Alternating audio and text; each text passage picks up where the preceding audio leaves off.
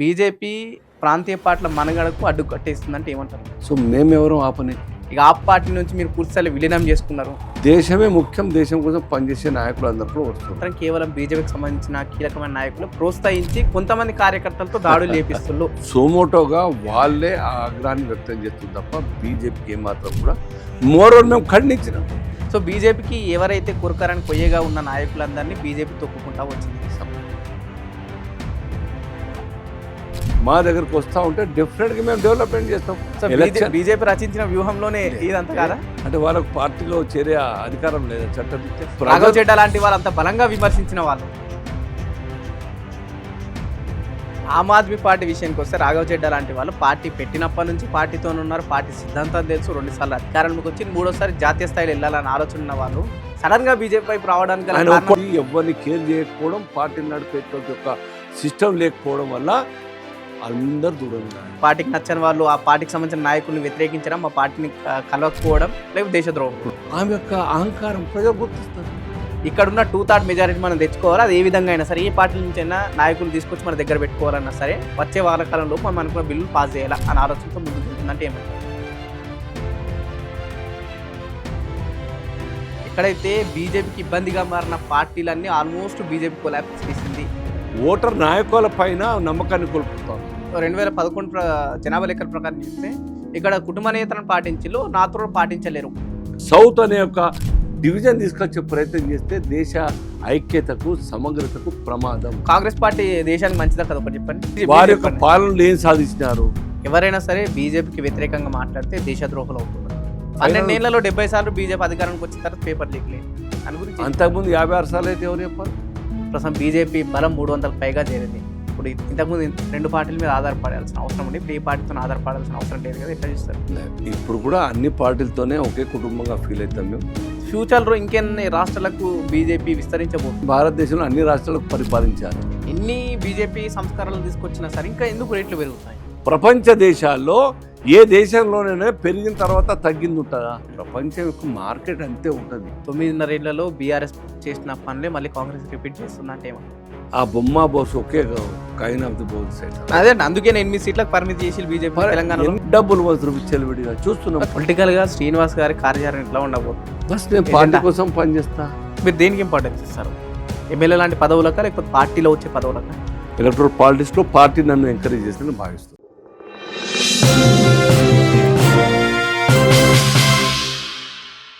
నమస్తే, welcome to Andhraprabha. నేను పవన్. దేశవ్యాప్తంగా బీజేపీ చుట్టూ ప్రస్తుతం రాజకీయాలు జరుగుతున్నాయి. ప్రాంతీయ పార్టీల మనుగడ ప్రస్తుతం ఈ దేశంలో కూలిపోతుందంటే ఒకవైపు అవునని సమాధానం వినిపిస్తుంది. ఏ రాష్ట్రంలో తీసుకున్నా సరే బలమైన ప్రాంతీయ పార్టీలన్నీ ఐదర్ బీజేపీ ఐదర్ వాళ్ళు ప్రస్తుతం స్ట్రగుల్ మోడ్లో ఉన్నారనే పరిస్థితి మనకు కనిపిస్తుంది. తెలంగాణలో కొంత ఇక్కడున్న ప్రాంతీయ పార్టీ బీఆర్ఎస్ పార్టీ ప్రస్తుతం కొంత స్ట్రగుల్ కనిపిస్తుంది. మిగతా బెంగాల్లో కావచ్చు, లేకపోతే అక్కడ డిఎంకే పార్టీ లాంటి బలమైన పార్టీలు కూడా కొంత ఇబ్బంది పడుతున్న పరిస్థితి ప్రస్తుతం ఏర్పడింది. బీజేపీ ప్రాంతీయ పార్టీల మనుగడకు అడ్డుకట్ట వేస్తుందా? దేశ రాజకీయాలు ఎట్లా ఉన్నాయి, రాష్ట్ర రాజకీయాల్లో బీజేపీ పరిస్థితి ఏంటి అనే అంశాలపై మనం మాట్లాడే ప్రయత్నం. మనతో పాటు BJP party senior leader Srinivas గారు ఉన్నారు. వెల్కమ్ చేద్దాం. అన్న నమస్తే. బీజేపీ ప్రాంతీయ పార్టీల మనుగడకు అడ్డుకట్టేస్తుందంటే ఏమంటారు? మనం భారతదేశంలో అత్యంత పవర్ఫుల్ డెమోక్రటిక్ కంట్రీలో ఉన్నాం పవన్ గారు.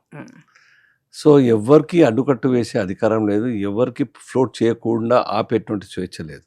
అందరికీ స్వేచ్ఛ ఉన్నది. పొలిటికల్ పార్టీగా ప్రాంతీయ పార్టీ కావచ్చు, లేకుంటే ఉప ప్రాంతీయ పార్టీ కావచ్చు, నేషనల్ పార్టీగా ప్రొజెక్ట్ అయ్యి ఫ్లోట్ చేసేటువంటి అవకాశం ఉన్నది, అధికారం ఉన్నది. సో మేమెవరం ఆపనికి? ప్రాంతీయ పార్టీల్లో మా లక్ష్యం వల్ల Bharatiya Janata party nation first అనే లక్ష్యంతో పనిచేస్తుంది. సో నేషన్ జాతీయవాదంతో దేశ ప్రజల్ని ఏకతాటిపై తీసుకురావాలనే ఆలోచనతో ప్రయత్నం చేస్తున్న మూలాన 1951 21 ఆగస్టు నుంచి భారతీయ జనసంఘం నుంచి సో ఆ ప్రయాణంలో, సుదీర్ఘ ప్రయాణంలో, ఆ ప్రయత్నంలో ఇప్పుడు ప్రజల్లో మార్పు వచ్చింది. జాతీయ భావన పెంపొందిస్తూ ఉన్నాం.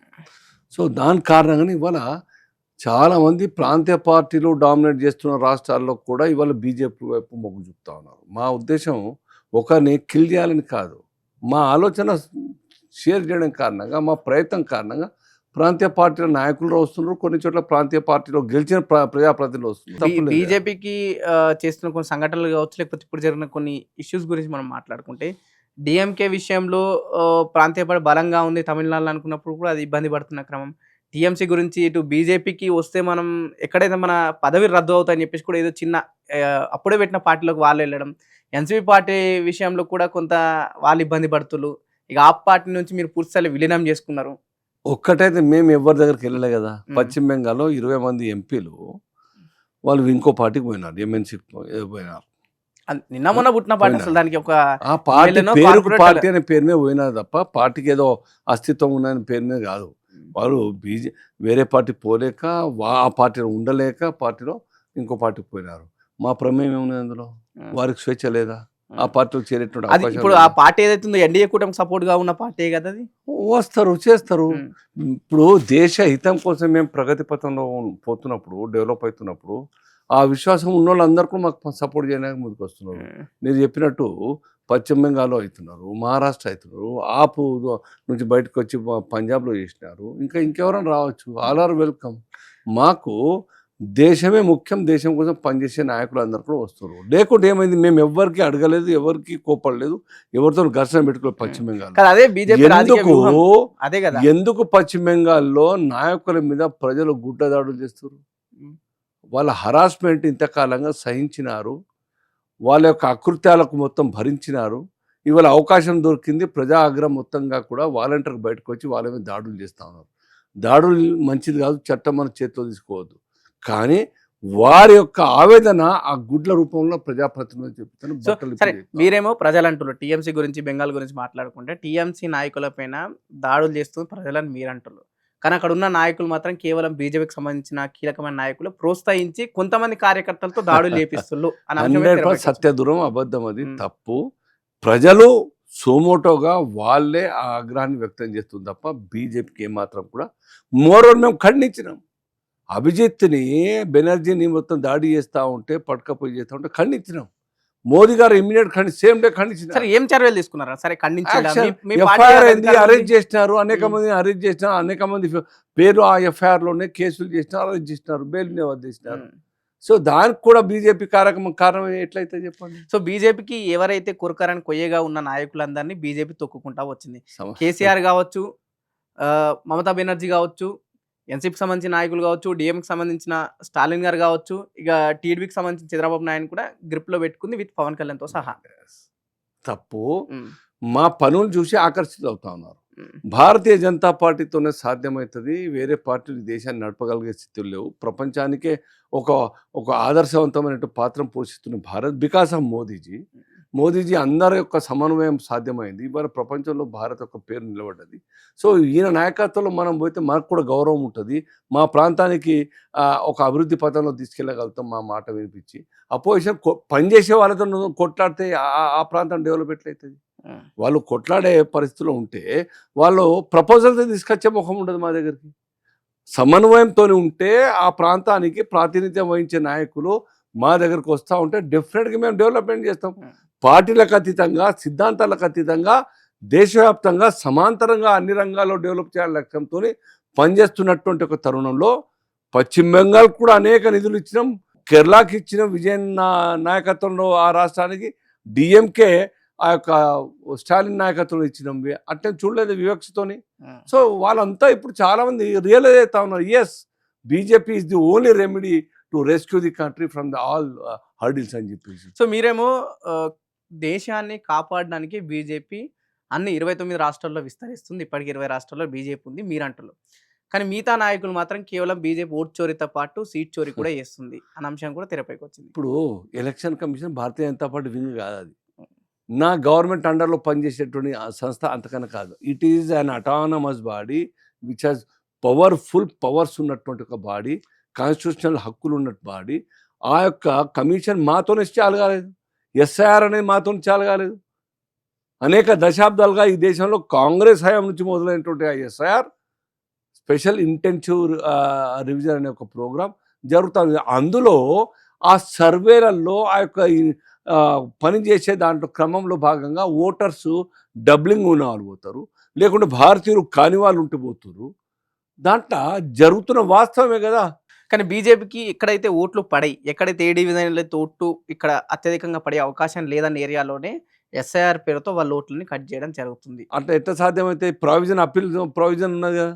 ఉమ్, వారికి ముందస్తుగానే నోటీస్ ఇస్తారు, మీ ఓటు ఇక్కడ ఉన్నాయని చూపించినారు, ఇంకో చోట ఉన్నారు, 2 చోట్ల. సో ఆప్షన్ ఇస్తున్నారు ఏదో ఒకటి కట్ చేసుకోవాలని చెప్పేసి. ఉమ్, లేదు 2 చోట్ల కూడా కట్ చేసినా అప్పీల్కి అవకాశం ఉన్నది, చట్టం ఉన్నది. ఉమ్, ఆ చట్టం ద్వారా ముందుగానే వారి యొక్క పేర్లు నమోదైనటువంటి సందర్భాలు అనేకంగా ఉన్నాయి. ఇప్పుడు పొరపాటున ఎక్కడ జరిగినా చిన్న స్థాయి అధికారులు బిఏలో పొరపాటు చేసినా వారికి ఆ టైంలో వారి అందుబాటులో రానప్పుడు లేరు అనుకొని కట్ చేసిన తర్వాత వాళ్ళ యొక్క అప్పీల్ ద్వారా యాడ్ అవుతున్నాయి పేర్లు. ఉమ్. సో అడిషన్ డెలిషన్ అనేది కంటిన్యూస్ ప్రాసెస్. సీట్ చోరీ గురించి మాట్లాడుకుంటే సీట్ చోరీ కూడా బీజేపీ చేస్తుంది. అటు ఆ పార్టీకి సంబంధించిన రాజ్యసభ మెంబర్లను కావచ్చు, ఇతర పార్టీలకు సంబంధించిన ఎంపీలని, పార్లమెంట్ సభ్యుల్ని పూర్తి స్థాయిలో బీజేపీలో డైరెక్ట్గా విలీనం కావచ్చు, లేకపోతే ఇందాక మనం తృణమూల్ కాంగ్రెస్కి ఆ పార్టీ నేతలు ఏదో చిన్న పార్టీలకు వెళ్ళినట్టు విలీనం చేపిస్తారు. అంటే వాళ్ళకు పార్టీలో చేరే అధికారం లేదా చట్టరీత్యా? సార్ డైరెక్ట్ చేరితే ఇప్పుడు ఇట్లా 2/3 కోల్పోతుంది కదా. అదే కాబట్టి వాళ్ళు 2/3గా గ్రూప్ ఏర్పడి బయటకు వస్తా ఉన్నారు. దాంట్లో తప్పేం లేదు.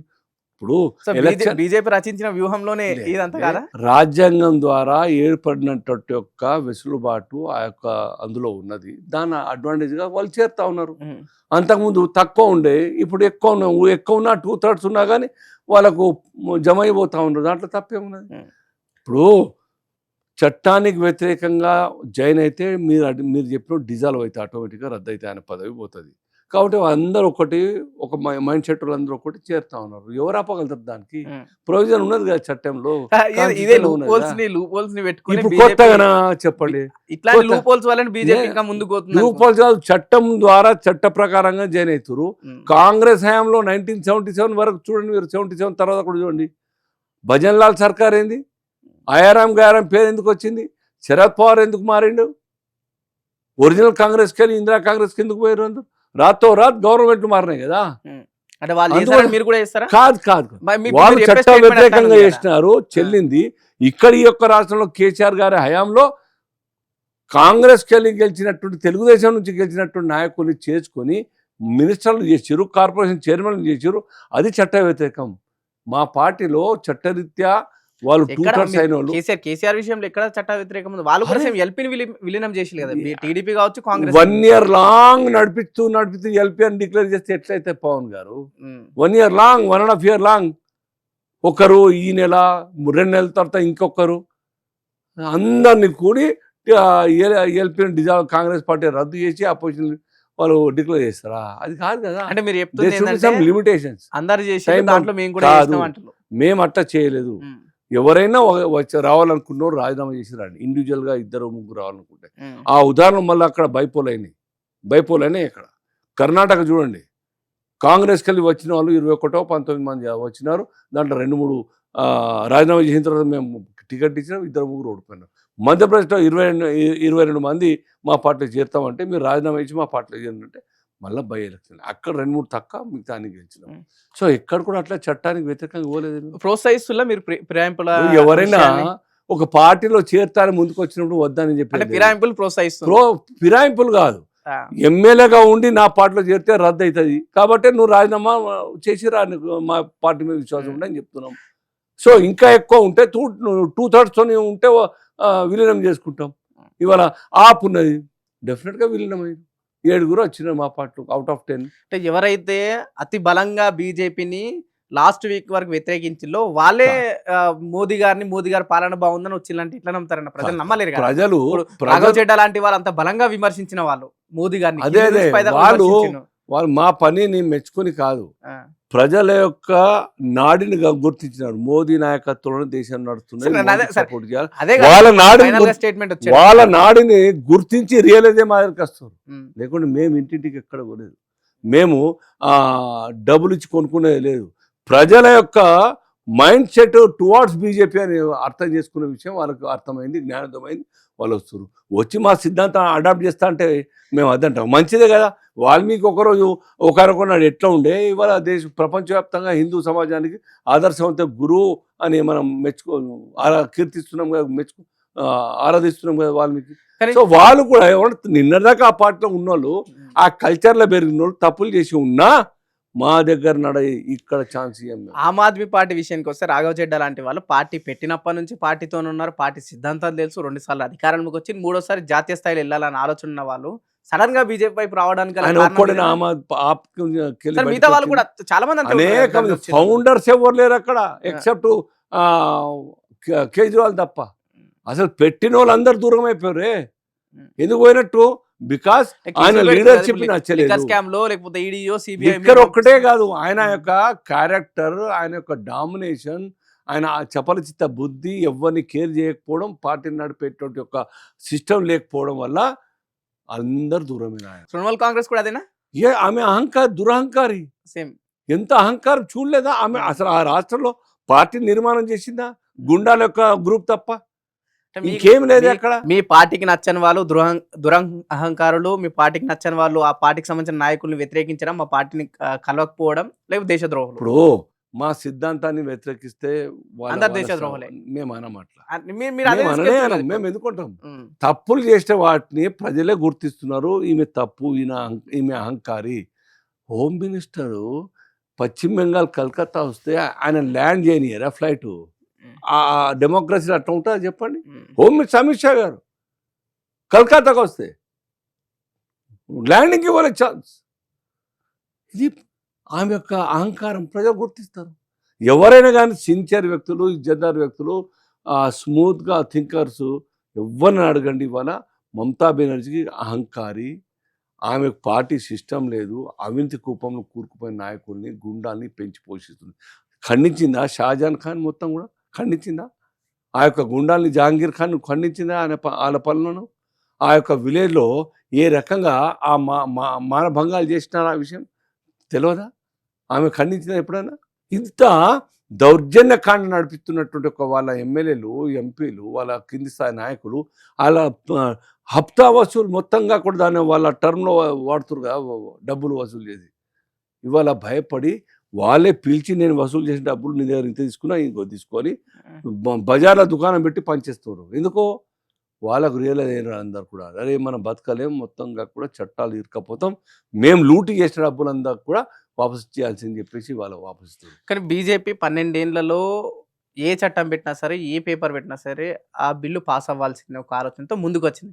12 ఏళ్ల తర్వాత ఒక ఉమెన్ రిజర్వేషన్ బిల్లు కావచ్చు, అటు మన డీలిమిటేషన్ బిల్లు ఒక్కసారిగా ఫెయిల్ అవ్వడంతో బీజేపీ తట్టుకోలేకపోయింది. ఏదేమైనా సరే ఇక్కడున్న 2/3 మెజారిటీ మనం తెచ్చుకోవాలి. అది ఏ విధంగా అయినా సరే, ఏ పార్టీ నుంచి అయినా నాయకులు తీసుకొచ్చి మన దగ్గర పెట్టుకోవాలన్నా సరే వచ్చే వారకాలంలో మనం అనుకున్న బిల్లు పాస్ చేయాలా అన్న ఆలోచనతో ముందుకు వెళ్తుందంటే ఏమంటారు? మా ఇంట్రెస్ట్ అంతా కూడా ఈ దేశంలో ఎన్నికల మొత్తం సంస్కరణలు తీసుకురావాలి. ఆ ఉద్దేశంతో, మంచి ఉద్దేశంతో ఇది మొదట్లో ఏకకాలం జరిగిన ఎన్నికల అసెంబ్లీకి కానీ పార్లమెంట్ కానీ 1951 నుంచి మొత్తంగా కూడా అదే సిస్టమ్ మధ్య బ్రేక్ అయింది 67 నుంచి. ఆ బ్రేక్ అయింది కారణం Congress party, Indira Gandhi more particularly. ఆయా రాష్ట్రాలు పంజాబ్లో కావచ్చు, తమిళనాడులో కావచ్చు, ఇంకా కొన్ని రాష్ట్రాల్లో మధ్యంతరంగా ప్రభుత్వాన్ని కూలదోసి మళ్ళీ ఉప ఎన్నికలకు, మధ్యంతర ఎన్నికలకు పోవడం కారణంగా బ్రేక్ అయింది. దాని కారణంగా ఎంత టైం లాస్ అవుతున్నాయి. 3 నెలలు 4 నెలలు ఎలక్షన్ నోటిఫికేషన్, రిజల్ట్ కౌంటింగ్ దాకా కూడా అధికారులు అందరూ కూడా వేరే పని పెట్టుకోరు. వేల కోట్ల రూపాయల ఖర్చు, టైం లాసు, హ్యూమన్ రిసోర్సెస్ యొక్క టైం లాసు. ఎంత టైం వేస్ట్. పరిపాలన స్కీమ్స్ అన్నీ కూడా గ్రౌండింగ్ కానీ ఎంత టైం పడుతుంది. కాబట్టి ఇవన్నీ కూడా స్ట్రీమ్ లైన్ తీసుకురావడం ఉద్దేశం మాది. మంచిదేగా. కానీ 12 ఏళ్ళు అధికారంలోకి వచ్చాయింది కదా బీజేపీ. 12 ఏళ్ళు గడుస్తుంది, ఇంకా ఎందుకు ఈ నిర్ణయం తీసుకోలేకపోతుంది? 1 నేషన్ 1 ఎలక్షన్ చేయడంలో లేదు కదా. లేదు, మాకు బలం కావాలి కదా. బలం లేని ఎట్లయితే అందుకే ఈ వ్యూహాలు అంటారా? అన్ని పార్టీలని మంచో చెడ తీసుకొచ్చుకొని పెట్టేసుకుందాం. మా ఉద్దేశాన్ని దృష్టిలో పెట్టుకొని ఎంపీలు వస్తారు రాని, మంచిది, మాకు కూడా కావాలి. కానీ బీజేపీ ప్రజలకు ఒక నమ్మకాన్ని ఇవ్వట్లేకపోతుంది. ఓటు మనం నమ్మిన వ్యక్తికి వేస్తున్నాం కానీ బీజేపీ వాళ్ళని కొనేస్తుంది అనే అంశంతో. కానీ ఆ నమ్మిన వ్యక్తి ఓటేసిన తర్వాత కూడా ఆ వ్యక్తి పట్ల కూడా నిరాసక్తత, ఆ వ్యక్తి నాయకుని పట్ల కూడా వ్యతిరేకత వ్యక్తమవుతున్న తరుణంలో వాళ్ళు చేరుతా ఉంటారు. అంటే ఓటు పైన నమ్మకాన్ని ఓటర్ నాయకుల పైన నమ్మకాన్ని కోల్పోతా ఉన్నారు. డ్యూటీస్ వాళ్ళు చేయలేకపోతారు. మేమైతే అపోజిషన్ పార్టీకి కూడా ఏం చెప్తే అది ఇస్తుంటాం. మా గుణం అది. కానీ అయినా పేరు మాత్రం మోదీకే వస్తుంది కాబట్టి మేము ఏం చేసినా లాభం లేదు. ఇక్కడ సెంట్రల్కి పేరు వస్తుంది. లెటర్స్ జైన్ భారతీయ జనతా పార్టీ వస్తుంది. దాంట్లో తప్పేమున్నది?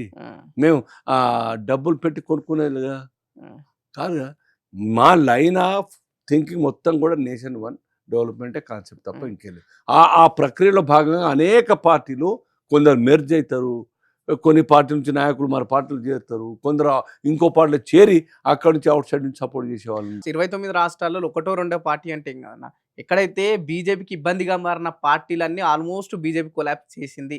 బీఆర్ఎస్, డీఎంకే, అటు షిండే పార్టీ అయితే శివసేన కావచ్చు, టీఎంసీ పార్టీ కావచ్చు, లేకపోతే అఖిలేష్ యాదవ్ పార్టీ కావచ్చు, నితీష్ కుమార్ పార్టీ కావచ్చు, ఇన్ని పార్టీలు అవన్నీ గొప్ప పార్టీలు అనుకుంటున్నారా మీరు? ప్రాంతీయ పార్టీలు కదా, గొప్ప పార్టీలు అవన్నీ. అధికారం వాళ్ళకు ఆ యొక్క వాళ్ళ పార్టీలు సొంత పార్టీలు పదవులు దొరికినప్పుడు బయటకు వచ్చి పార్టీలు పెట్టుకున్నారు. ఆ ఆవేశంలో అగ్రెసివ్గా కనబడితే ఓట్లు వేసిన కారణంగా కొంతకాలం ముఖ్యమంత్రులు అయితే వాళ్ళ సిద్ధాంతం ఏమన్నా చెప్పండి. ఆ పార్టీలకు ప్రాంతీయ సిద్ధాంతం ఉంటే వదలరు పార్టీ. సిద్ధాంతంతో పెరిగినటువంటి నాయకత్వం ఉంటే వదలరు పార్టీ వదలరు. మేము ఉన్నాం, 46 సంవత్సరాలుగా పనిచేస్తున్నాం. సిద్ధాంతం ఉంటబట్టింది మాకు. మా కార్యకర్తలు ప్రాణం పోతుంది, మాకు నక్సలైట్లతో చంపేస్తారు, జిహాదీన వాళ్ళకు చంపేస్తారని తెలిసిన పని చేస్తారు. భయంతో బయటకు వస్తలేరే, సేఫెస్ట్ పార్టీలో పోతలేరే, అటాక్ చేస్తే చేయనటువంటి పొలిటికల్ పార్టీ చేస్తలేరే. ఆ కమిట్మెంట్ ఆ నాయకుల్లో కావాలి. Whether it could be it ప్రాంతీయతత్వం కావచ్చు, నేషనల్ ఐడియాలజీతో ఉన్నట్టు నేషనల్ పార్టీ కావచ్చు. అది లేనోళ్ళే ఇవాళ రియలైజ్ లాస్ట్కు నేషన్ ఫస్ట్ అనే పార్టీ బీజేపీ కాబట్టి చేరానే. బీజేపీ ఏం మెసేజ్ ఉంటే బీజేపీ పార్టీలో ఉండాలా, లేదంటే ఖాళీగా ఉండాలా? మేము అట్లే మనం మా ప్రయత్నం వల్ల కూడా బలోపేతం కావాలి మా పార్టీ. మా పార్టీ ద్వారా ప్రజలకు గుడ్ గవర్నెన్స్ ఇవ్వాలి లక్ష్యం తప్ప ఇంకే వేరే ఉద్దేశం లేదు. అందులో భాగంగా వస్తున్నారు, మంచిదే కదా. ఇప్పుడు ఏమేమి మీరు మంచి పాయింట్ రైజ్ చేసినారు. డీలిమిటేషన్ ద్వారా పని 1 నేషన్ 1 ఎలక్షన్ కావాలి, మళ్ళీ డీలిమిటేషన్ కావాలి, ఆగిందని తీసినారు. మరి అది ఆగడం నష్టమే కదా మనకు. వాళ్ళు కోరుకున్నారు, మహిళా రిజర్వేషన్ కోరుకున్నారు. బీజేపీ టార్గెట్ అదే కదా, వచ్చే వానాకాల కావాలి కదా. మంచిది ఆచరణ చెప్పండి. ఇంతకాలంగా మహిళా రిజర్వేషన్ సాధించలేదు, మాట్లాడే అన్ని పార్టీలు మాట్లాడితే మేము చట్టం బిల్లు తీసుకొచ్చి పాస్ చేయిస్తే దానికి పర్సంటేజ్ వారీగా మరి డివైడ్ చేస్తా అంటే ఒప్పుకోనటువంటి పార్టీలు తిరగబడ్డారు, మా పెత్తనం పోతుందని చెప్పేసి. రెండోది డీలిమిటేషన్ తప్పేమని చెప్పండి. ఒక చోట 34 లక్షలు ఉంటాయి, ఇక్కడ మల్కాజ్గిరి 34-36 లక్షలు ఉంటాయి ఓట్లు. ఇంకో చోట 14 లక్షలు ఉంటుంది. 14 లక్షలకు ఒక ఎంపీ, 34 లక్షలకు ఒక ఎంపీ. దానికి కొద్దిగా స్ట్రీమ్ లైన్ చేస్తే మంచిది కదా. దానికన్నా కొన్ని సీట్లు పెడతాయి. 10 ఏళ్ళకు ఒకసారి డీలిమిటేషన్ కావాలి, ఈ యొక్క జనసంఖ్య తీయాలని చెప్పేసి దానికోసం కదా. సో అందులో భాగంగా సీట్లు పెరిగే పరిస్థితి ఉన్నప్పుడు పెంచాలి కదా. అంటే సీట్లు జనాభా ప్రాతిపదికన వేస్తే సౌత్ రాష్ట్రాలకు తక్కువ అవుతుంది. 2011 జనాభా లెక్కల ప్రకారం చూస్తే ఇక్కడ కుటుంబ నియంత్రణ పాటించిలో నాతో పాటించలేరు. తక్కువ సంఖ్య అయితే ఏమవుతుంది సార్? ఇప్పుడు అందుకోసం అటువంటి ఒక భేదాలు లేకుండా, అటువంటి బాధ రాకుండా ఉండాలని కామన్గా యూనిఫామ్గా 50% పెంచేస్తారు కదా. సౌత్ కూడా అదే 50% పెరుగుతుంది, నార్త్ వాళ్ళకి ఏం ఎక్కువ పెరిగాయి కదా పర్సెంట్ వారీగా చూస్తే. సో 50% కామన్గా అందరు సమానంగా పెరుగుతున్నది. ఎక్కువ తక్కువ పొలిటికల్ పార్టీలు వీళ్ళందరూ కూడా సౌత్లో ఉన్నటువంటి ప్రాంతీయ పార్టీలు, ప్రాంతీయ తత్వంతో ఉన్నటువంటి నాయకులందరూ కూడా ఈ దేశంలో సౌత్ అనే ఒక డివిజన్ తీసుకొచ్చే ప్రయత్నం చేస్తే దేశ ఐక్యతకు సమగ్రతకు ప్రమాదం. తప్పులేదు కదా ప్రాంతీయతత్వం ఉండడం, తప్పేం. ప్రాంతీయతత్వం కాదు, జాతిని మళ్ళొక్కసారి డివైడ్ చేసే మాట కూడా మాట్లాడినాడు ఒకనాడు స్టాలిన్. అవసరమైతే సౌత్ ఇండియా సెపరేట్ కావాలి మాకు దేశం అని చెప్పేసి. ఎందుకు వస్తుంది? జాతీయతత్వం లేని కారణంగా ఆ మాట మాట్లాడతారు. జాతీయతత్వం లేని కారణంగానే ఆ యొక్క పాకిస్తాన్ ఏర్పడ్డది. ఆ నష్టం మనం చూస్తలేమో ఇవాళ. వాళ్ళేం సాధించినారు దేశం సాధించి? బంగ్లాదేశ్ ఏం సాధించినారు ఇవాళ? దేయి అనుకుంటా చేతిలో చిప్పబట్టుకొని తిరుగుతూ ఉన్నారే. అదే వాళ్ళందరూ కోరుకుంటారు పీఓకే వాళ్ళ చేతిలో ఉన్నప్పుడు కూడా వాళ్ళందరూ ఇవాళ భారత్లో ఉండాలి, మేము భారత్ పాలించాలి, మాకు మోదీ గారు పర్టికులర్గా మోదీ గారు పాలించాలి మాకు కోరుకుంటారు. లక్షలాది మంది బయటకు వస్తురే రోడ్ల మీద. జాతీయ తత్వం లేకుంటే ఆ ప్రమాదం వస్తుంది. మళ్ళీ మాకు సౌత్ ఇండియా కావాలి, మంచిదా చెప్పండి. అందుకేనా ఇవన్నీ కొలాప్స్. ఇప్పుడు వాళ్ళు చేసుకున్న నిర్ణయానికి ప్రజలు బుద్ధి చెప్తారు. ప్రజల యొక్క బీజేపీ ఎట్లాంటిది ఏం లేదు ఈ పార్టీలకు సంబంధించిన కొలాప్స్ అవ్వడంలో. మేము కోరుకోము. ప్రజాస్వామ్యంలో ఎవరికైనా పార్టీలు రన్ చేసే అధికారం ఉన్నది, చేయని. శ్రీనివాస్ గారు సపోర్ట్ చేస్తారా ప్రాంతీయ పార్టీలకు? అంటే ఒక లీడర్‌గా, నేను పార్టీ పరంగా అంటే ఒక లీడర్‌గా ప్రాంతీయ పార్టీలు ఉండాల్సిన అవసరం ఉందా? మా ప్రధానమైనటువంటి విశ్వాసం ప్రాంతీయతత్వం దేశానికి మంచిది కాదు. హ్మ్. చాలా ఈ స్టేట్మెంట్ చాలా చాలా పెద్ద స్టేట్మెంట్ ఇది. మీరు అట్లా మంచిది కాదు. అరే నేను ఒక్కడిని చెప్పడం కదా, అనేక మంది యొక్క ఎక్స్పర్ట్స్ యొక్క దేశభక్తుల యొక్క అభిప్రాయం. హ్మ్. నువ్వు జాతీయ పార్టీకి పెట్టు. అరే ఇప్పుడు ఏపీ తెలంగాణ పక్క పక్క ఉంటారు, ఆ ప్రాంతీయ తత్వంతో కొట్లాడుకుని తయారైతే ఎట్లయితే చెప్పారు. చెప్పారు ఒకటి చెప్పండి. కాంగ్రెస్ పార్టీ దేశానికి మంచిదా కదా ఒకటి చెప్పండి. సరే. కాంగ్రెస్ పార్టీ ఒకటే మాటలో మంచిదా చెప్పండి. చెడ్డదా అన్నది ఒక మాటలో ప్రజల చెప్పండి. యొక్క మ్యాండేట్ చెప్తా ఉన్నది. లేదు, మీరు వారి యొక్క చెప్పండి. పాలనలు ఏం సాధించినారు? నేను అది కాదు. నేను అడిగిన చెడ్డది కాబట్టే ప్రజలు ఓడిస్తున్నారు కదా పవన్ గారు. అదే ఇప్పుడు ప్రాంతీయ పార్టీలు చెడ్డవే ప్రాంతానికి. జాతీయంలో జాతీయ కాంగ్రెస్ పార్టీ పార్టీలు చెడ్డదే. అన్ని మంచి అంటలేను. జాతీయ పార్టీ కమ్యూనిస్ట్ పార్టీలు ఉన్నాయి ఈ దేశంలో. ఉంటే ఆ BJP పార్టీలు మంచిగా దేశానికి? ఉంటే బీజేపీ ఉండాలా, లేదంటే ఏ పార్టీ లే, లే, లే. జాతీయ తత్వంతో ఉండేటువంటి పార్టీలు కావాలి. దేశంలో ఉన్నటువంటి యొక్క సంస్కృతి రక్షణ కోసం మాట్లాడే పార్టీలు కావాలి. దేశ చరిత్రను మరి మరిపించేటువంటి విధంగా ఉండేటువంటి పొలిటికల్ పార్టీలు నేషనల్ పార్టీలుగా ఉండి లాభం లేదు. అక్కడెక్కడో వర్షం పడితే ఇక్కడ గొడుగులు పడతారు, అక్కడెక్కడో ఏదో జరుగుతాయి, ఇక్కడ భారత్ మీద వ్యతిరేకత మాట్లాడతారు. ఈ ఈ ఈ యొక్క ఐడియాలజీ దేశానికి హితం చేయవు. దేశ చరిత్ర, దేశ జాతి, దేశ సంస్కృతికి మరి సపోర్ట్ చేసే విధంగా ఉండే సిద్ధాంతాలు ఉన్నటువంటి జాతీయ పార్టీలు చాలా అవసరం. ఎక్కడ సపోర్ట్ ఇప్పుడు మీరు ఎవరైనా సరే బీజేపీకి వ్యతిరేకంగా మాట్లాడితే దేశద్రోహులు అవుతున్నారు. ముఖ్యంగా రీసెంట్గా వచ్చిన కాంగ్రెస్ జనతా పార్టీ అని చెప్పేసి ఆన్లైన్ పార్టీ కావచ్చు, యువత మొత్తం ఈ కేంద్ర విద్యాశాఖ మంత్రి రాజీనామా చేయాలి ఈ నీట్ పేపర్ ఇష్యూలో అనే అంశాన్ని తీసుకురావడం జరుగుతుంది. వాళ్ళు మీకు దేశద్రోహులుగా అనిపిస్తారు. వాళ్ళ ఎంబటే ఉన్నారు సార్. యువత ఉంది. ఏం చూస్తున్నాం కదా, ఆ, చూస్తున్నాం కదా.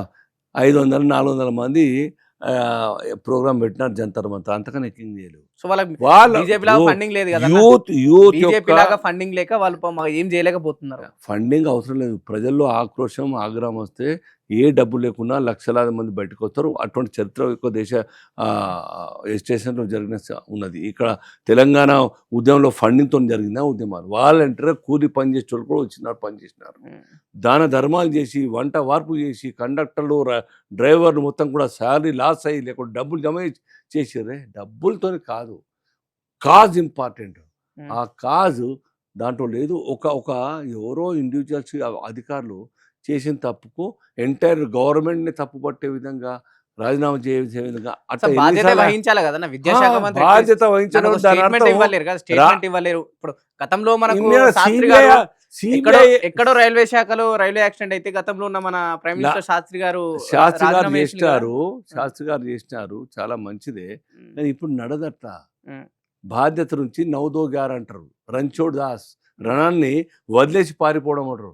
అది కాదు, జరిగిన తప్పును జరిగింది కాబట్టి వారే కాదు సాక్షాత్తు ప్రధానమంత్రి గారే ఖండించినారు, తప్పు జరిగింది, దీన్ని సవరించాల్సిన బాధ్యత మాదే, మేమే ఓన్ చేసుకుంటున్నాం ఆ ఇష్యూని.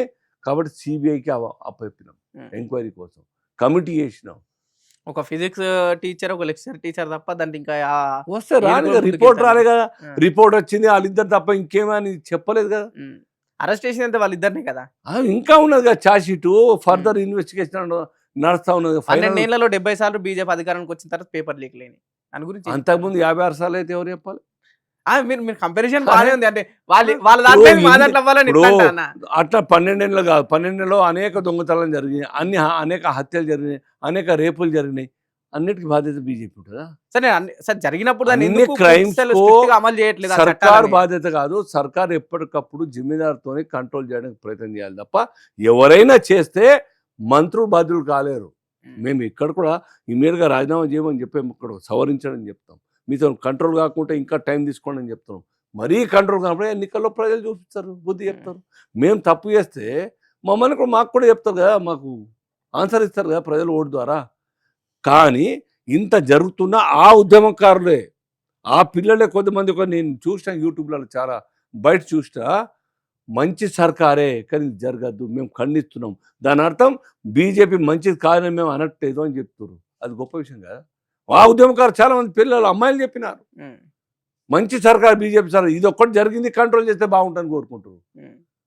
ఇది పోతే బీజేపీ పక్కన జరిగితే జరిగేది రాహుల్ గాంధీ ప్రైమ్ మినిస్టర్ కావాలా దీనికి? లేకుంటే ఫారూక్ అబ్దుల్లా కావాలనా? రాహుల్ గాంధీ కూడా ఈ దేశానికి సంబంధించిన వ్యక్తి కదా. కాంగ్రెస్ దేశ పార్టీ సం- దేశంలో ఉన్న దేశంలో 140 కోట్ల మంది ఉన్నారు పవన్. అంటే కంటెండర్ ఉండాలి, రాహుల్ గాంధీ కంటెండర్ అయితే ఉండాలి కదా.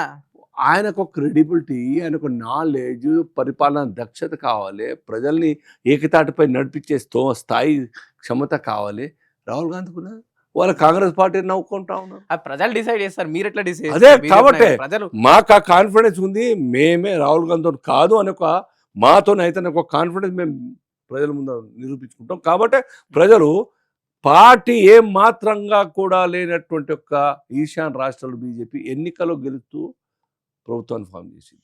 పశ్చిమ బెంగాల్లో నిన్నటిదాకా 10 సంవత్సరాల క్రితం వరకు కూడా బీజేపీ ఏం లేకుండే 18 సీట్లు ఒకసారి గెలిచింది, దాని తర్వాత 12 సీట్లు గెలిచింది. ఇవాళ సర్కార్ ఫామ్ చేసినాం. అసెంబ్లీలో 1-2 గెలిస్తే సంతోషపడ్డాం మేము. తర్వాత 77 గెలిచింది, దాని తర్వాత 208 గెలిచింది. ఇది మా పనితనానికి, మా యొక్క గుడ్ గవర్నెన్స్కి, మా యొక్క సిద్ధాంతానికి తార్కాణం. ఇది పాజిటివ్ థింకింగ్. బీజేపీ అధికారంలోకి వచ్చినప్పుడు ఒక ఇద్దరు సీఎంల మీద ఆధారపడింది. నితీష్ కుమార్, చంద్రబాబు మీద ఆధారపడ్డ బీజేపీ ప్రస్తుతం ఈ విలీనాలు కావచ్చు, లేకపోతే మీతో పాటు జాయిన్ అవుతున్న పార్లమెంట్ సభ్యులు ప్రస్తుతం బీజేపీ బలం 300కు పైగా చేరింది. ఇప్పుడు ఇంతకుముందు 2 పార్టీల మీద ఆధారపడాల్సిన అవసరం ఉంది, ఇప్పుడు ఏ పార్టీతో ఆధారపడాల్సిన అవసరం లేదు కదా. ఎట్లా చూస్తారు? ఇప్పుడు కూడా అన్ని పార్టీలతోనే ఒకే కుటుంబంగా ఫీల్ అవుతాం మేము. మాకు కొంత డౌట్ ఉండే కదా, ఈ ఎవరు ఎటుపోయినా సరే కొంత ప్రభుత్వం కూలిపోయే అవకాశం లేదు. మాకు అంతకుముందు కూడా 23 పార్టీలతోని నడిపినట్టు అనుభవం ఉంది వాజ్పేయి గారి హయాంలో. 52 తర్వాత 66, 62, 67లో కూడా మేము అప్పుడు కూడా ఇదే ఎన్డీఏ, నేషనల్ డెమోక్రటిక్ ఫ్రంట్, అప్పుడు అలయన్స్ కాదు, ఫ్రంట్ పేరు మీద మా శ్యామ్ ప్రసాద్ ముఖర్జీ గారు ఆ 36 ఎంపీలు 8 పార్టీల యొక్క కూటమికి నాయకత్వం వహించినాను. మాకు సమన్వయం చేసే అలవాటు ఉన్నది, సమన్వయంతోనే అందరిని కలుపుకపోయేటువంటి అలవాటు ఉన్నది. మాకు విశ్వాసం ఇంకా కూడా వస్తారు, ఇంకా పార్టీలు సపోర్ట్ చేసే వాళ్ళు వస్తారు. 29 రాష్ట్రాలలో బీజేపీ 20 రాష్ట్రాలలో అధికారంలో ఉంది. 14 రాష్ట్రాలలో బీజేపీకి సంబంధించిన ముఖ్యమంత్రులు, ఇంకో 4 రాష్ట్రాలలో ఆంధ్రప్రదేశ్, మేఘాలయ, లేకపోతే ఇక్కడ ఇంకో 2 రాష్ట్రాలలో పార్ట్నర్స్ ఉన్నారు, కొంత ఎన్డీఏ ఉన్నది. ఫ్యూచర్లో ఇంకెన్ని రాష్ట్రాలకు బీజేపీ విస్తరించబోతుంది? మేము మొత్తం భారతదేశానికి విస్తరించాలి, భారతదేశంలో అన్ని రాష్ట్రాలకు పరిపాలించాలి. 29 రాష్ట్రాలు మాతో పాటు వచ్చిన మాతో పార్ట్నర్స్గా ఉంటారు. మాకన్నా బలం ఉన్న పార్టీ లేని వాళ్ళు ఈ సిబిఐ, ఈడీ ఇతర కేసులలో ఇరుక్కుంటారు. మాకేం సంబంధం సార్ సిబిఐ? అది కాంగ్రెస్ చేసింది. కాంగ్రెస్ ఇందిరాగాంధీ గారు ఏ రకంగా అలహాబాదు ఎట్లా తెలుసా, 12 ఏళ్ల కింద కాంగ్రెస్ ఎట్లా చేసిందో మేము కూడా ఇప్పుడు అట్లా చేస్తున్నాం అనే విషయాన్ని అయితే ఇప్పటికి 3సారి అంటున్నారు మీరు. మీరేం చేసినట్టు లేదు, కాంగ్రెస్ కూడా అట్లా చేసింది. కాంగ్రెస్ చేసింది కాబట్టి కాంగ్రెస్ కు బీజేపీ కంపేర్ చేస్తూ ప్రజలు only BJP can rescue the country అని చెప్పారు. పార్టీ బీజేపీకి కాంగ్రెస్ పార్టీ తేడా వాళ్ళే గుర్తిస్తారు. కానీ మీరు వచ్చిన నుంచే నిత్యావసర రేట్లు పెరిగినాయి, మీరు వచ్చిన నుంచే పెట్రోల్ ధరలు పెరిగినాయి, మీరు వచ్చిన నుంచే సామాన్యుడు ముందులా జీవించలేకపోతున్నారు, ముఖ్యంగా మెట్రో నగరాల లాంటి ఏరియాలలో. దాని గురించి ఏం చెప్తారు? మీరు 2014 నుంచి అప్పటి యొక్క నిత్య సరుకుల యొక్క రేట్లు చూడండి, బంగారం, పెట్రోల్ ధరలు చూడండి, ఇప్పుడు పర్సంటేజ్ ఏ రకంగా ఎంత పెరిగి, అంతకుముందు నుంచి 14 వరకు, 14 నుంచి ఇప్పుడు ఆ ఏ రేషియోలో పెరగడం అన్నది తగ్గుతుందా? పెట్రోల్ ధరలు 60 నుంచి 70 రూపాయల మధ్యలో ఉన్నాయి. మీరు వచ్చిన తర్వాత ఈ రోజుకి 117 రూపాయలు. వాళ్ళ హయాంలో డబ్బులు కూడా అయినాయి.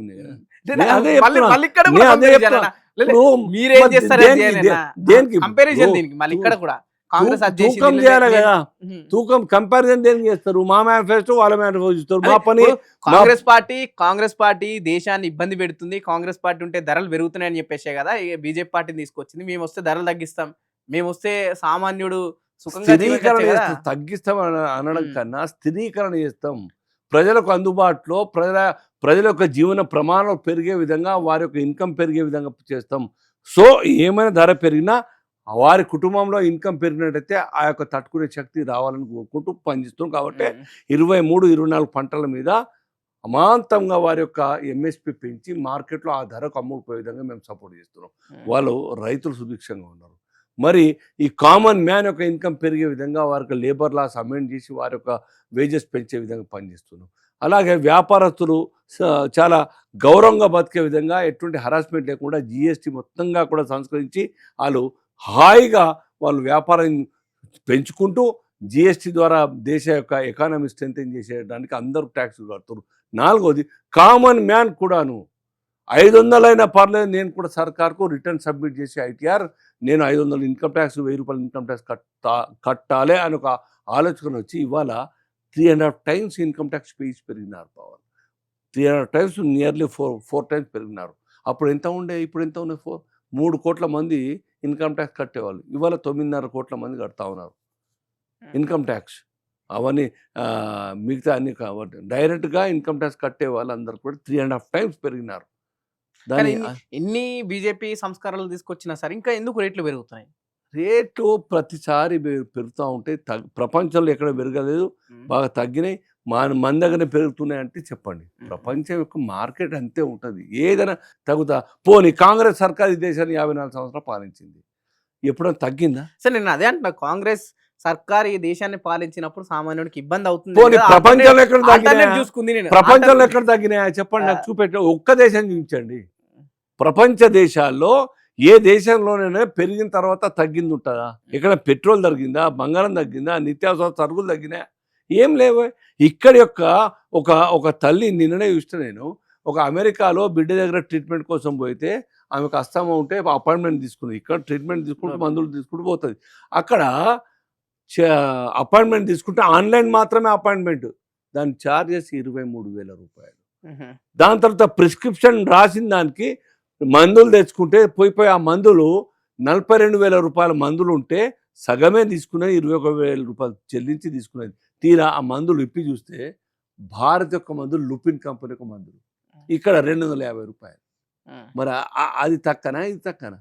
ఇంత సేఫ్గా, ఇంత సురక్షితంగా ఈ దేశంలో తక్కువ ధరలో ఉన్నటువంటి చాలా తక్కువ డబ్బుతో కూడా ఈ జీవనం కొనసాగించే కుటుంబాలు గడపచ్చు. అక్కడ బతకగలుగుతామా? 350 రూపాయలు పెట్రోల్ లీటర్ పాకిస్తాన్లో, ఇక్కడ ఎంత? 105, 107 రూపీస్, 117. అదే అంటే కొన్ని రాష్ట్రాలు, బీజేపీ రాష్ట్రాల్లో తక్కువది, నాన్ బీజేపీ రాష్ట్రాల్లో ఎక్కువది. మేమే అక్కడ ఆ గ్రామం యొక్క ఆ యొక్క స్టేట్ యొక్క వ్యాట్ తగ్గిస్తున్నాం మేము, మిగతా రాష్ట్రాలు తగ్గి ఇంకా కూడా అవసరం. ఆ యుద్ధం ఎఫెక్ట్ లేకుంటే ఇంకా తగ్గుతుండే. యుద్ధం కారణం ఇంకా మా ఆలోచన ఇంకా కూడా తగ్గించేటువంటి ఒక కొత్త పాలసీ, ఇథనాల్ ద్వారా మిక్స్ చేసే నడిచే బండ్లు ఎక్కువ అయితే దాని ద్వారా ఒక రేటు బరువు తగ్గేటువంటి అవకాశం ఉంది. దానికి ఒక ప్రయత్నం చేస్తున్నాం. సోలార్ ద్వారా ఈ దేశంలో అనేక రకాలుగా ఎక్స్పెరిమెంట్ చేస్తూ ఈ దేశ ప్రజలకు న్యాయం, దేశ ప్రజలకు మరి వారి యొక్క జీవన ప్రమాణాలు పెరిగే విధంగా మేము ప్రయత్నం చేస్తాం. దేశ పరిస్థితులు ఇట్లా ఉన్న రాష్ట్రాన్ని గురించి ఏం చెప్తారు? రాష్ట్రంలో 2.5 ఏళ్లలో కాంగ్రెస్ పాలన ఎట్లా ఉంది? 9.5 ఏళ్లలో బీఆర్ఎస్ చేసిన పనులే మళ్ళీ కాంగ్రెస్ రిపీట్ చేస్తుంది అంటే ఏమంటారు? డెఫినెట్గా ఆ బొమ్మ బోర్స్ ఒకే kind of the both sides reflect అవుతుందా? సేమ్ అక్కడ సేమ్. సో దేంట్లో ఇది ఎగ్జాంపుల్? అన్నిట్లో visionless administration, corruption full, visionless, అసలు విజన్ లేదు. వట్టిగా తాహతు లేని స్టేట్మెంట్లు ఇచ్చి పెద్ద ప్రాజెక్టు ప్రకటన చేసి దానికి మొత్తం మొదలగానేటువంటి. అందుకేనా స్థానిక సంస్థల్లో కాంగ్రెస్కి లీడ్ ఇచ్చిళ్ళు. మున్సిపల్ కార్పొరేషన్లో దాదాపు 7 కార్పొరేషన్లు ఉంటే 5 కార్పొరేషన్లు కూడా కాంగ్రెస్కి ఇచ్చిళ్ళు. ఇప్పుడు జనరల్గా రెండు బై ఎలక్షన్స్ కూడా కాంగ్రెస్ గెలిచింది. జనరల్గా లోకల్ బాడీ ఎలక్షన్లలో స్టేట్ గవర్నమెంట్ ఏది ఉంటే దానికి అనుకూలంగా ఓటేస్తారు, ఓటేపిస్తారు. కారణం, నువ్వు వేయకుంటే నీకు ఇల్లు మంజూరు చేయం, నువ్వు వేయకుంటే పెన్షన్ ఇవ్వం, నువ్వు వేయకుంటే ఇంకో ఇవ్వం. ఈ రకంగా చిన్న బూతులు కదా ఎమ్మెల్యేలు, ప్రజాప్రతినిధులు అందరూ కూడాను వాళ్ళకు అట్లా ప్రెషర్ బిల్డప్ చేస్తారు, దాంతో వేస్తారు, డబ్బులు మంత్రులు విచ్చలవిడిగా చూస్తున్నాం. 2 బై ఎలక్షన్లు కూడా సేమా? బై ఎలక్షన్ న్యాచురల్ కదా, బై ఎలక్షన్లలో న్యాచురల్ గా బీజేపీ ఒకటో రెండు 2వ ప్లేస్ లో కూడా లేదు. దాని ప్రజలకు తెలుసు ఎప్పుడు బీజేపీకి వేయాలి, ఎప్పుడు గవర్నమెంట్ చేతికి అప్పచెప్పాలని ప్రజలకు తెలుసు. That time has come now. Cantonment లో ఉన్న మల్కాజ్గిరి మీ పార్టీకి సంబంధించిన ఎంపీఐ, సికింద్రాబాద్ సంబంధించిన జూబ్లీహిల్స్ నియోజకవర్గం మీ పార్టీకి సంబంధించిన వ్యక్తి. ఎంపీ అయినంత మాత్రాన ఆ ప్రాంతంలో ఉన్న ఎమ్మెల్యే సీట్ గెలవాలని ఏం లేదు. ఇక్కడ పొలిటికల్ సిచ్యువేషన్ వేరుంటది. ఇక్కడ అంటే గవర్నమెంట్ రాదు, 2-3 ఎమ్మెల్యేలు గెలిస్తే 8 మంది ఎమ్మెల్యేలు గెలిచినా ఆ కాంగ్రెస్ పార్టీ నిధులు ఇస్తలేదు కదా, సతాయిస్తారు కదా, మరి ఎందుకు అనవసరంగా రిస్క్ తీసుకోవాలని చెప్పి భావించి ఉంటారు. మనం చూస్తున్నాం కాంగ్రెస్ సరే, ఎమ్మెల్యే పోటీ ఇవ్వలేకపోతుంది కదా బీజేపీ. ఏం చెప్తున్నట్టు 20 అట్లా రాష్ట్రాలలో వచ్చినప్పుడు తెలంగాణ లాంటి రాష్ట్రాలు ఎందుకు పోటీ అని ఇవ్వలేకపోతుంది? తెలంగాణ రాష్ట్రంలో ఇంకా బలమైన పార్టీ నాకు తెలిసి మాకు అనుభవం ఉన్నది. అందుకే ఎన్ని సీట్లకు పరిమితం చేసిన అనేక ప్రజలు? సంవత్సరాలుగా పనిచేస్తున్నాం కాబట్టి ఇతర రాష్ట్రాలతో పోల్చుకుంటే బీజేపీ ప్రతి ఊర్లో కనీసం 50 నుంచి 100 మంది అదే అందుకే 8 సీట్లకు పరిమితి చేసి బీజేపీ తెలంగాణలో. 8 సీట్లు కాదు, ఉమ్. ఇప్పుడు సర్కార్ రాదు అనే ఒక అనుమానం వచ్చినప్పుడు ఓట్లు టిల్ట్ అయినాయి. 10% టిల్ట్ అయితే గవర్నమెంట్ చేంజ్ అయిపోతాయి.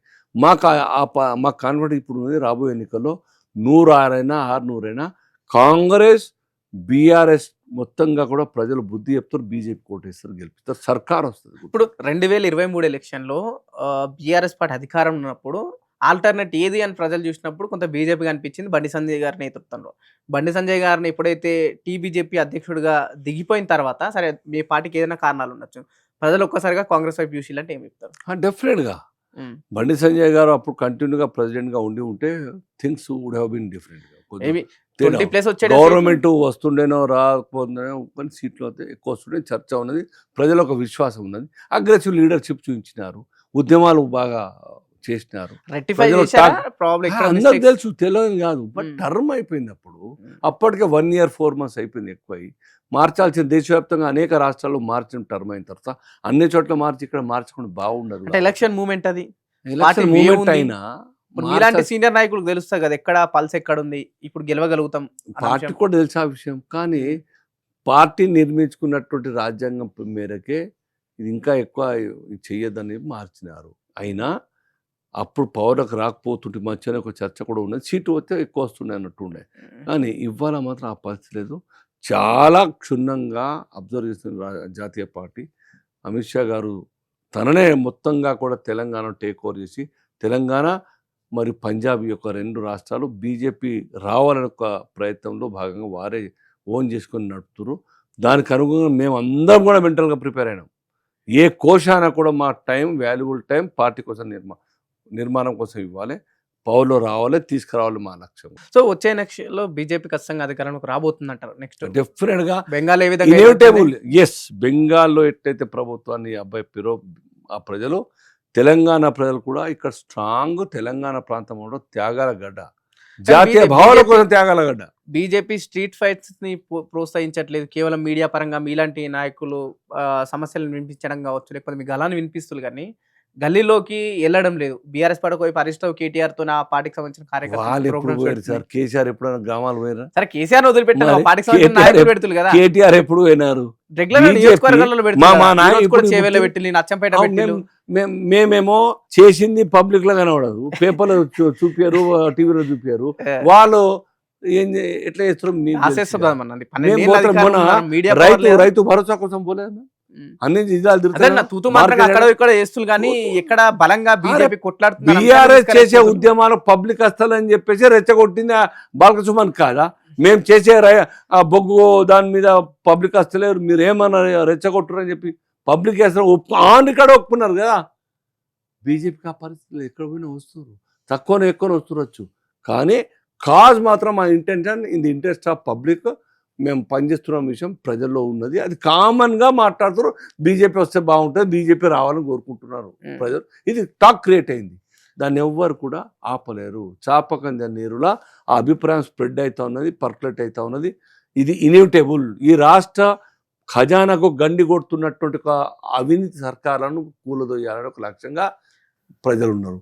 అందులో భారతీయ జనతా పార్టీకి ప్రిఫరెన్స్ ఇచ్చి ఓటేస్తారు, నాకు విశ్వాసం. పొలిటికల్ గా శ్రీనివాస్ గారి కార్యాచరణ ఎట్లా ఉండబోతుంది? బస్ నేను పార్టీ కోసం పనిచేస్తా.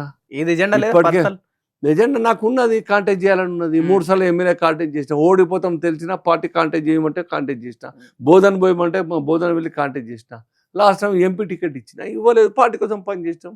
సో ఇప్పుడు కూడా అవకాశం ఇస్తాం, పోటీ చేస్తాం, లేదంటే గెలుపు కోసం పని చేస్తాం. సో ఓడినా గెలిచినా టికెట్ ఇచ్చినా ఇవ్వకపోయినా పార్టీ 46 సంవత్సరాలుగా పని చేస్తున్నా నేను, పార్టీ కోసం, సిద్ధాంతం కోసం. పదవులు ఉంటేనే పని చేయాలి, పదవులు లేకుండా అలిగింటి కాడ కూర్చునేటువంటి మా రక్తంలో లేదు. సో ఉమ్మడి నిజామాబాద్ జిల్లాలో చాలా సీనియర్ లీడర్ ఉన్నారు, వాళ్ళతో పాటు మీరు ఉన్నారు, కానీ మీరు అధికారం చేపట్టలేకపోయారు. ఎందుకు? మీతో ఉన్న బ్యాచ్ కావచ్చు, లేకపోతే మీతో రాజకీయం మొదలుపెట్టిన వాళ్ళు, మా జిల్లాలో తర్వాత మొదలుపెట్టిన వాళ్ళు కూడా మంచిగా సక్సెస్ అయిన వాళ్ళు.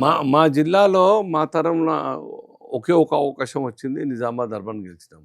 అలయన్స్ కారణంగా మా అలాంటి వాళ్ళకి అవకాశం రాలేదు. అలయన్స్ లేనప్పుడు నేను పోటీ చేయాల్సినటువంటి పరిస్థితి. సో పార్టీలో ఎప్పుడు పార్టీ పెరిగింది, మిగతా వాళ్ళు అదర్ పార్టీ చూస్ చేసుకున్న వాళ్ళు ఉన్నారు. అదే అంటున్నా. ఉమ్, బయట నుంచి వచ్చిన కొంత అవకాశం దొరికింది, ఎమ్మెల్యే చాలా సంతోషం. మాకు కూడా మా గురించి కూడా పార్టీ ఆలోచిస్తుంది, అట్టేం లేదు. పార్టీ ఇంట్లో ఎక్స్పెక్ట్ చేయకుండా ఇంట్లో ఉండి సిన్సియర్గా పనిచేసే కార్యకర్తలను కూడా పికప్ చేసి మంచి బాధ్యతలు అప్పైపోయింది. పదవులు కాదు, బాధ్యతలు అవి. పదవులు అలంకరణ కోసం పదవులు ఇవ్వడం కాదు, మా దాంట్లో పని చేయాలా, నీ ద్వారా ఇది అవుతుంది, దీనికోసం న్యాయం చేయి పని అని అప్పచెప్తారు బాధ్యత. మీరు దేనికి ఇంపార్టెన్స్ ఇస్తారు? ఎమ్మెల్యే లాంటి పదవులకా లేకపోతే పార్టీలో వచ్చే పదవులకా? పార్టీ ఏది కరెక్ట్ అని భావించి నాకు పని చెప్తుందో, ఎలక్ట్రల్ పాలిటిక్స్ కావచ్చు, ఆర్గనైజేషన్ పాలిటిక్స్ కావచ్చు, ఆ రెండింటిని నేను సిద్ధంగా ఉన్నాను. బట్ ఇనిషియల్గా నేను ఎలక్ట్రల్ పాలిటిక్స్గా ప్రిఫర్ చేస్తున్నా. ఎలక్ట్రల్ పాలిటిక్స్లో పార్టీ నన్ను ఎంకరేజ్ చేస్తుందని భావిస్తున్నాను. థ్యాంక్ యూ వెరీ మచ్ అన్న, మీ సమయాన్ని మాకు ఇచ్చినందుకు, ఓపికగా మేము అడిగిన దానికి సమాధానం కూడా ఇచ్చినందుకు థ్యాంక్ యూ వెరీ మచ్. ఇది నిజామాబాద్ సీనియర్ లీడర్, బీజేపీలో చాలా కాలంగా పనిచేస్తున్న సీనియర్ లీడర్ అలిజాపూర్ ఐల్జాపూర్ శ్రీనివాస్ గారు మనతో పాటు స్పెషల్ ఇంటర్వ్యూలో పాల్గొన్నాడు. చూస్తూనే ఉండండి ఆంధ్రప్రభ.